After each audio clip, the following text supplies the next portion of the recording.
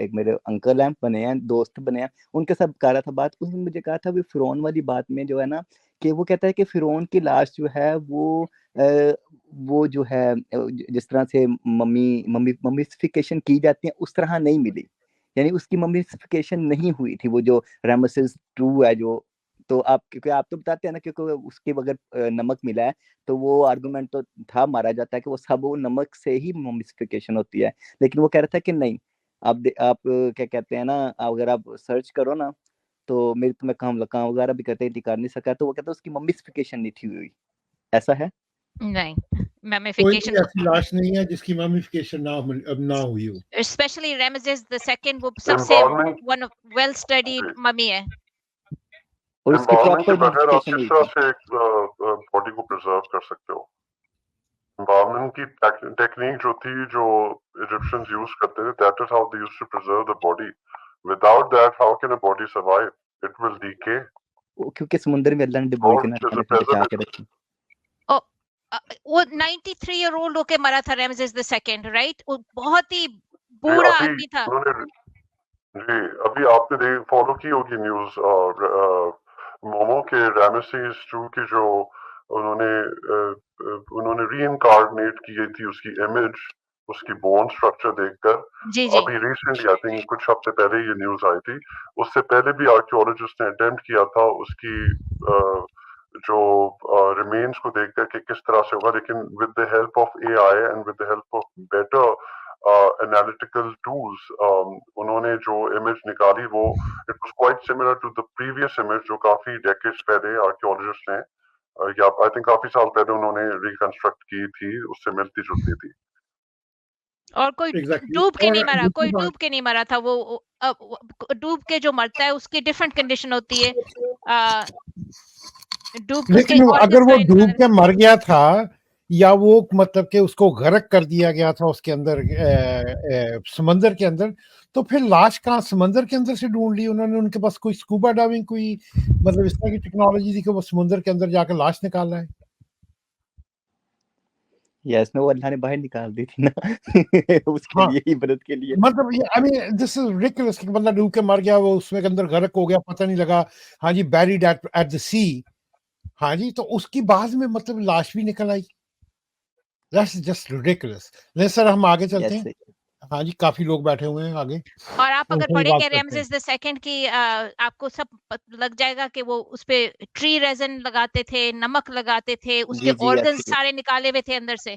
Obviously उसको बहुत देर बाद मौत हुई थी, बहुत अकॉम्प्लिशमेंट्स थी, उसकी बहुत लिखी हुई चीजें मिल चुकी हैं। रामेसेस द सेकंड कैसे उसने रूल किया, कितने लोगों को फतह किया, कितनी कौमों को फतह किया, और कैसे मरा है, सब कुछ उसकी लेकिन मोसेस के साथ कोई रेकॉर्ड में। इंटरेक्शन नहीं है। मोसेस का कुछ ना, तो उसका समंदर में डूब के मरा है ना, ऐसी कोई बात मिलती है। उसकी खाली फतूहात के बारे में आपको डॉक्यूमेंट्स मिलती हैं। वो बड़े बुढ़ापे में जाके बेचारा मरा है, और उसकी जो मम्मी जो है उसके ऑर्गन्स वगैरह निकाल के ट्री रेजन सॉल्ट्स वगैरह से जो उनकी रेसिपी थी उससे प्रिजर्व किया था। आपको पेपर मिल जाएंगे, साइंटिफिक पेपर, उस पे तो बहुत वेल स्टडीड है। इसमें आप you right that it's quite well documented. अच्छा, एक और चीज मैं इसमें ऐड करूंगा। रामेसेस 2 जो थे ना, वो 19th डायनेस्टी से ताल्लुक रखते थे। अब यहाँ पर बिब्लिकल हिस्ट्री से जो इख्तिलाफ होता है वो ये होता है कि अगर बिब्लिकल हिस्ट्री सही है और मोसेस की हिस्ट्री सही है, तो वो कॉन्ट्रडिक्ट करती है, क्योंकि रामेसेस 2 इज द pharaoh जिसकी सिमिलैरिटी मोसेस की और बिब्लिकल स्टोरी से होती है। लेकिन clearly he was from the 19th dynasty, और इजिप्शियन रिकॉर्ड्स अगर देखें तो 17th डायनेस्टी में लिखा गया है कि हिब्रूज ने जाकर अपने आप को कनान पर मुसल्लत किया था। अगर Hebrews from Egypt had gone to Canaan in the 17th dynasty, तो रामेसेस तो 19th डायनेस्टी से था, जिसकी सिमिलैरिटी मिलती है। तो ये बहुत बड़ा एक कॉन्ट्रडिक्शन है, एक तरह का यू वुड से कि नो टाइम वन गैप मिल नोस जाता है। एग्जैक्टली।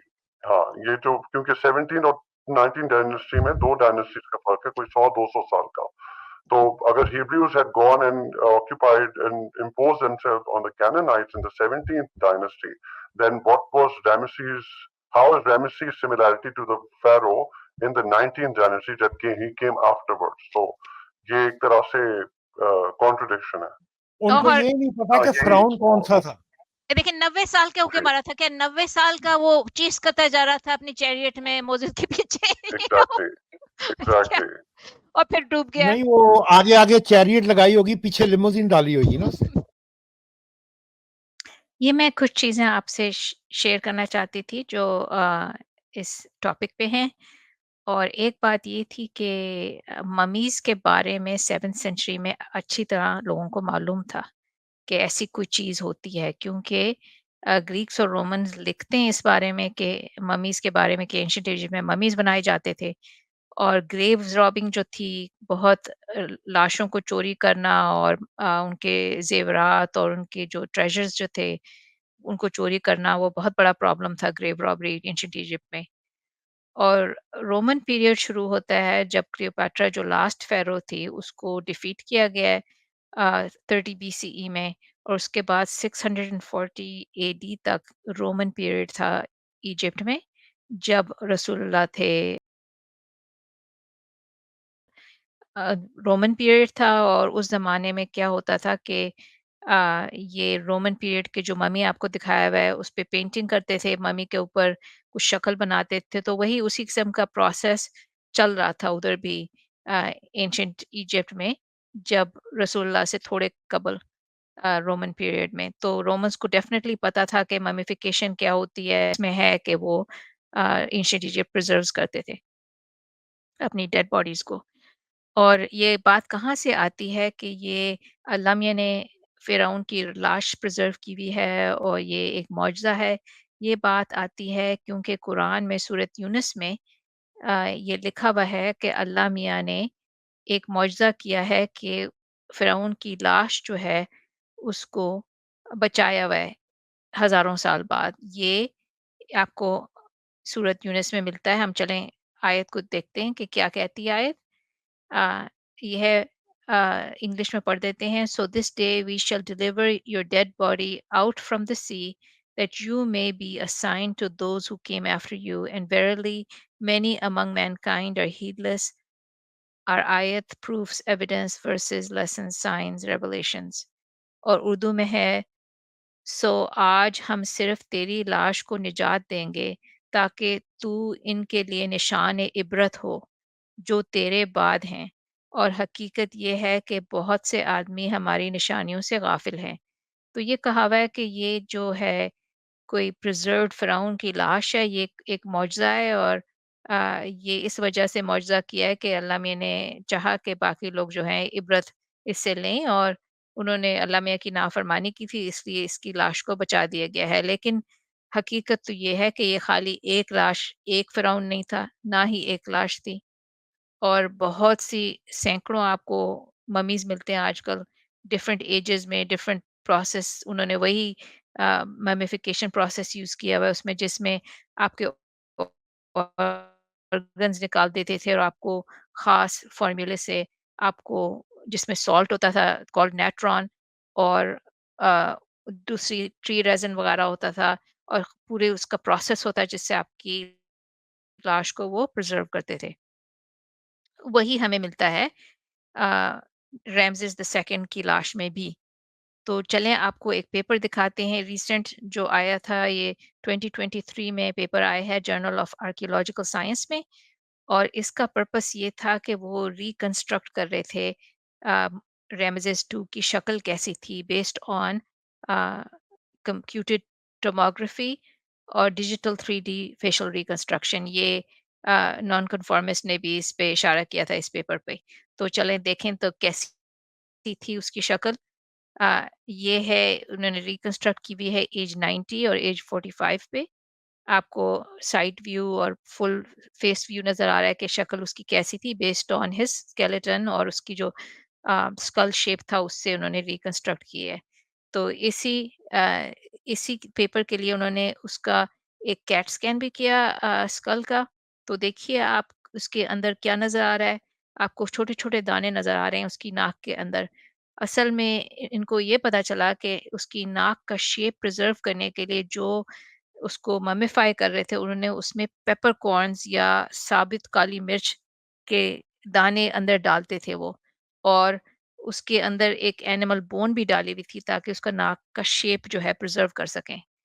और ऑफ कोर्स उसके इंटरनल ऑर्गन्स निकाले हुए थे, और ये नेट्रॉन जो special sodium carbonate hydrate salt होता है, उसके यूज से उसको ममिफाई किया हुआ था। तो सॉल्ट का पर्पस ये होता है कि वो स्किन को ड्राई करे, और जो ये सोडियम कार्बोनेट है इसकी हाई पीएच होती है, उससे कुछ उसके स्किन को प्रिजर्वेशन का इफेक्ट होता है। ये वो सॉल्ट नहीं है जो आपको समंदर में मिलता है, सोडियम क्लोराइड होता है समंदर में। सोडियम कार्बोनेट हाइड्रेट जो है, ये नेट्रॉन एक मिनरल सॉल्ट है जो पहाड़ों से निकाला जाता है, और वो आपको इनके रूइंस में भी जो है जार्स में मिलता है आपको। वो इसको यूज करते थे और उसका लिखा हुआ भी है। अब हम उसको डिसाइफर कर सकते हैं उनकी राइटिंग को। उस पे फॉर्मूलेज लिखे हुए हैं कि कैसे बनाया जाए, आपको मम्मी बनाने के लिए क्या फॉर्मूला यूज होता है। तो उसमें नेट्रॉन का ज़िक्र किया हुआ है, और उसको अब हम केमिकली एनालाइज़ करके देख भी सकते हैं कि क्या यूज़ किया गया था इसके प्रिज़र्व करने के लिए। आपको ऑल्सो नज़र आता है कि रामेसेस द 2 जो था, इसको हड्डियों की बहुत बीमारी थी, उसको आर्थराइटिस था, उसको उसकी हड्डियाँ टेढ़ी हो गई थीं, और 90 साल का बुड्ढा था। उसके एक उसके दाँत में एक एब्सेस भी था, उसकी वजह से उसकी उसकी जो जॉ में या जबड़े में एक सुराख भी हो गया था, तो बहुत ज़्यादा तकलीफ में था। बूढ़ा होके नेचुरल डेथ मरा है। उसकी सारी जो फ़तूहात हैं वो आपको मिलती हैं। लास्ट उसको वन ऑफ द कैम्पेन्स उसने जो किया था वो सीरिया में भी किया था हिटाइट्स के साथ, उसका लिखा हुआ है, बाकी सारे कैम्पेन्स का लिखा हुआ है। लेकिन ये जो यहूदियों के साथ था हज़रत मूसा का, उसका कहीं आपको ज़िक्र नहीं मिलता एंशिएंट इजिप्ट की राइटिंग्स में। तो आपको ये दिखाना था कि ये जो मौजज़े का किस्सा है फ़िरौन का, और आप जो सुनते हैं कि रामेसेस द सेकंड की लाश बहुत अच्छी तरह प्रिज़र्व्ड है, ये मिरेकल है अल्लाह मियाँ का, ऐसी कोई बात नहीं है। और ना ही उसकी डॉक्यूमेंटेशन से उस ज़माने की आपको ये नज़र आता है कि एक्सोडस या फ़िरौन का वो वाक़या जो है, जो कुरान में बताते हैं और बाइबल में बताते हैं, वो असल में एक अफ़साना है। और एक ये असल में हिस्टोरिसिटी इसकी जो है वो नहीं मानते, मोस्ट हिस्टोरियंस नहीं मानते कि ये कोई असली चीज़ थी, क्योंकि इसकी कोई और कहीं से वेरिफिकेशन नहीं मिलती बाइबल के अलावा। और ये जो एब्राहमिक रिलीजन की बुक्स हैं एक दूसरे से बोरो कर रही हैं, उसके अलावा आपको इसकी हकीकत नहीं नजर आती। तो चलिए, थैंक यू फॉर लिसनिंग, और आपको फिर मिलेंगे संडे की लाइव स्ट्रीम पे।